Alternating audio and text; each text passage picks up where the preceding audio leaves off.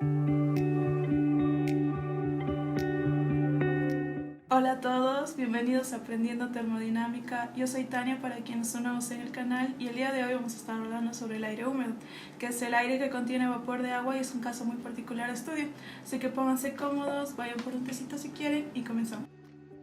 El aire atmosférico siempre contiene una determinada cantidad de agua, que es invisible a simple vista. Si esta cantidad es pequeña, el aire se considera seco, pero si es grande, el aire se consideraría húmedo.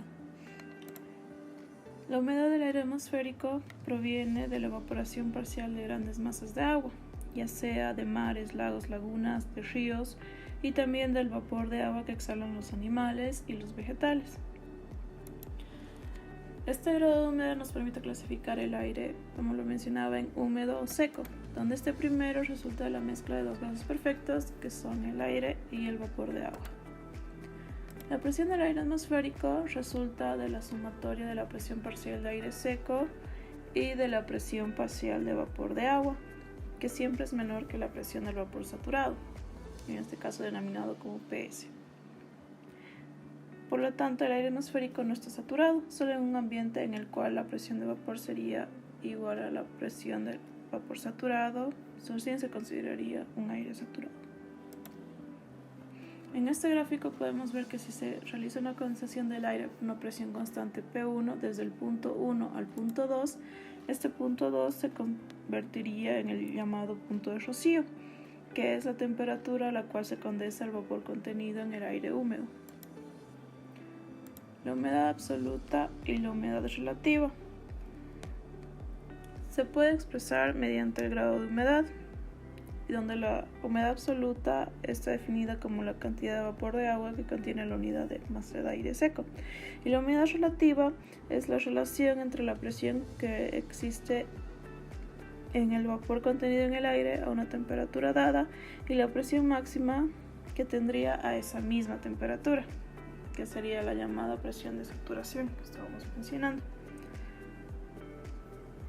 Y también se puede adoptar otro criterio para hallarlas, que sería el grado de saturación, que está definido como la relación entre la cantidad de vapor de agua que el aire contiene a una determinada temperatura y la que contendría si el aire estuviese saturado, donde la presión de vapor es igual a la presión de saturación. Para determinar la humedad absoluta está en función de las presiones. Se lo puede determinar tanto para el aire seco, son las relaciones que se pueden observar, y también para el vapor de agua contenido en el aire seco. Y donde resulta la relación de X igual a 0,622 por la multiplicación de la presión de vapor sobre la presión parcial de aire seco. Entonces, reemplazando con la relación anterior de la sumatoria de la presión total de aire, obtenemos el valor de la humedad absoluta en función de las presiones, de donde resulta el grado de saturación como la expresión que se está mostrando en la pantalla.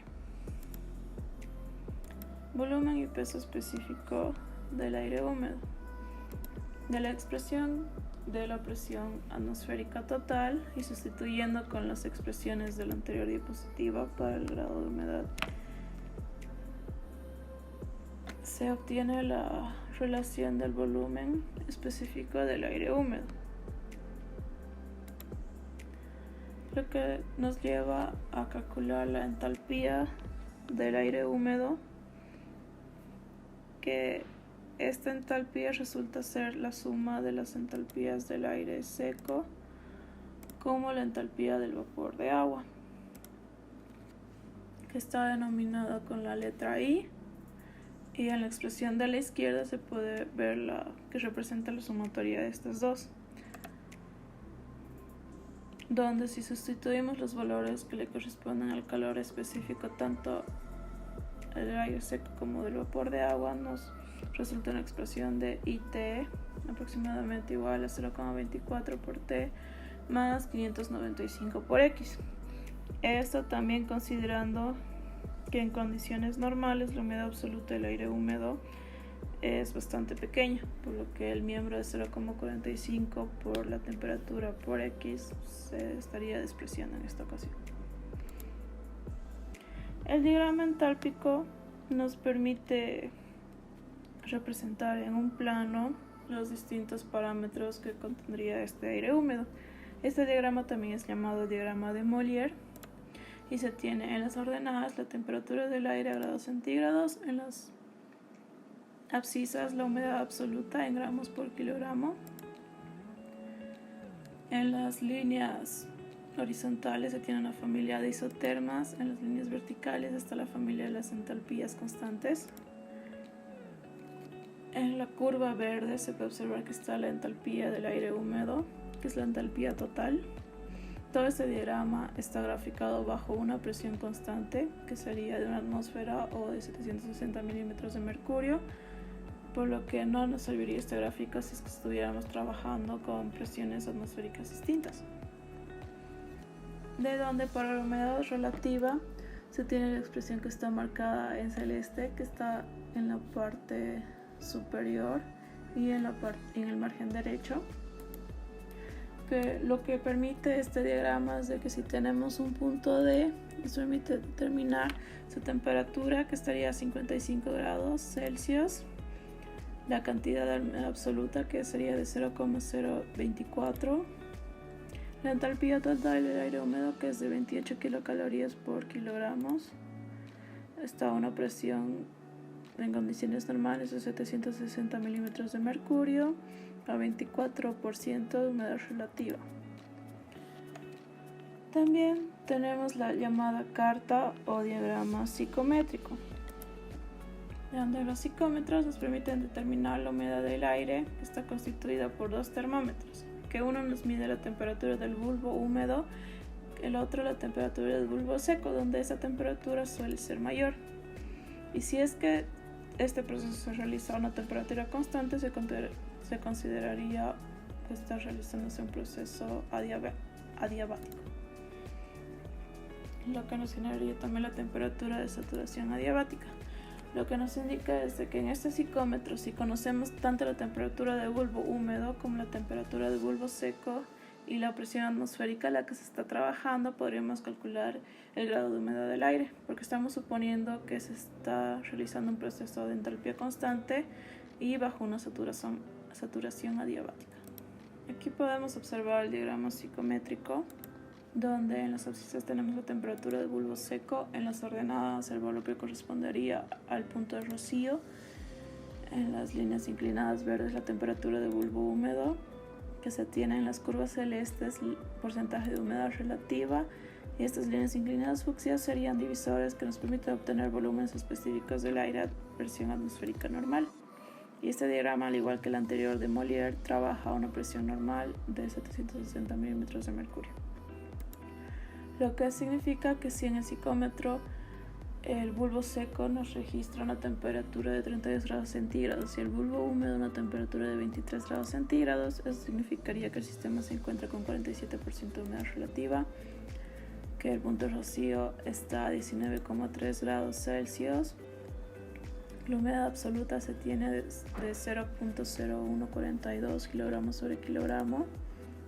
con una entalpía de vapor de agua de 8.5 kilocalorías por kilogramo. También se tiene que la entalpía calor seco es de 7.8 kilocalorías por kilogramo, resultando en una sumatoria de entalpía total de 16,3 kilocalorías sobre kilogramo. Como podemos observar, esta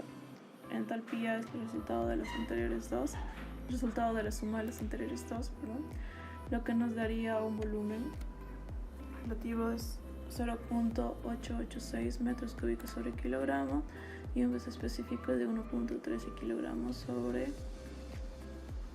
metro cúbico. El acondicionamiento del aire se realiza para un mayor bienestar fisiológico del hombre y se pueden realizar dos procesos, ya sea de calentamiento o enfriamiento o de humedecimiento o secado de este aire. Para el calentamiento se tendría que aumentar su entalpía, donde es necesario humedecer el aire para mantener el confort necesario. Y para el enfriamiento se debería realizar lo inverso, que sería reducir su entalpía, donde se tendría que secar el aire y la temperatura de agua tiene que ser mayor que la que se produce para la condensación del vapor de agua. Y en el caso del humedecimiento se puede realizarlo de dos formas: añadiendo agua en forma de lluvia a una temperatura igual a la temperatura ambiente, o añadiendo el agua o vapor de agua a una temperatura diferente a la temperatura ambiente que se tiene. En la primera forma se realiza un proceso adiabático, donde la entalpía es constante y se genera vapor, donde se resultan las ecuaciones que se pueden ver para añadir esta agua en forma de lluvia. Y si introducimos el vapor de agua a una temperatura distinta a la temperatura ambiente, se realizaría un proceso no adiabático donde la entalpía sería variable. Y en el caso del secado se puede realizarlo pasando agua en forma de lluvia a una temperatura menor a la temperatura de rocío, donde sería un proceso adiabático al igual que el primero, con la entalpía constante. Y también se puede realizar el secado pasando serpentines, donde se circula el agua para que la superficie exterior se mantenga a una temperatura menor que la temperatura de rocío. Como un ejemplo, tenemos que calcular la cantidad de agua y de calor necesarias para acondicionar el aire de un paraninfo con capacidad para 1000 personas. El aire proveniente del exterior entra a 5 grados con una humedad relativa del 75% y el confort exige 30 metros cúbicos por hora de aire húmedo a 20 grados centígrados con una humedad relativa del 60%. Para esto nos vamos al diagrama entálpico. Nos vamos que a 5 grados sería nuestro estado 1, si tiene 75% de humedad relativa, una entalpía de 3,6 kilocalorías sobre kilogramo, con una humedad absoluta de 0.004. Donde nuestro estado 2, que sería a 20 grados que estamos buscando, nos daría los parámetros que se tienen en la pantalla. Donde tenemos los estados, el inicial y el deseado, que están diferenciados por los colores rojo y celeste. Donde tenemos el caudal de aire necesario para 1000 personas, sería de 30.000 metros cúbicos por hora. La cantidad de agua que requiere este caudal resultaría en 141 metros cúbicos por hora, y la cantidad de calor necesarios para este proceso resultaría en el producto del peso específico del aire por este caudal de aire menos la diferencia de entalpías entre ambos estados, que nos daría una cantidad de calor igual a 240.000 kilocalorías por hora, que se traduciría en 280 kilovatios. Como ejercicios propuestos tenemos estos dos que se ven en la pantalla, y si tuvieran alguna duda pueden dejarla escritas en los comentarios. Muchas gracias por su atención y los vemos en el capítulo siguiente en Aprendiendo Termodinámica. Gracias.